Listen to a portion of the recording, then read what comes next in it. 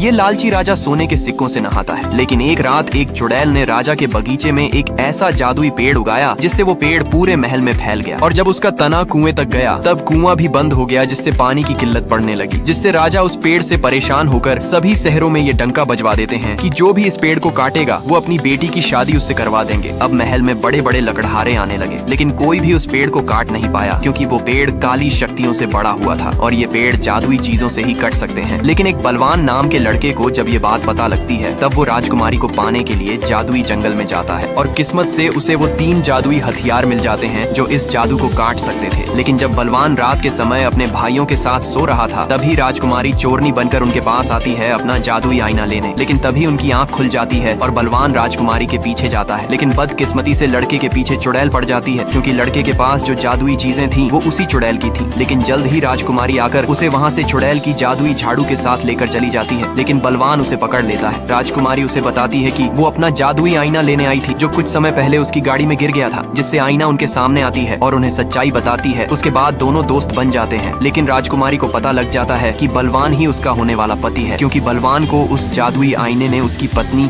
यानी कि इसी राजकुमारी को दिखाया होता है। जिस पर राजकुमारी उससे कहती है, मुझे नहीं लगता तुम्हारे जैसे बौने को कोई भी राजकुमारी अपनाएगी। लेकिन बलवान मुस्कुराते हुए बताता है, मैं उसके दिल में अपनी जगह बना लूंगा। फिर वो अगली सुबह पेड़ को काटने आता है, जिसे देख सभी लोग उसके ऊपर हंसते हैं। लेकिन जब वो अपने जादुई कुल्हाड़ी से उसे काटता है तब वो जादुई पेड़ पहले जैसा छोटा हो जाता है और कुएं में फंसे पत्थर को जादुई पिकैक्स से तोड़कर उसे मूर्ति के रूप में बना देता है जो शाही लगता है, और उसमें जादुई जीवनदायिनी पानी दे देती है, जिससे अब उनको पानी की कमी नहीं होती। अब यहाँ तक देख ही लिए हो तो लाइक करके जाना।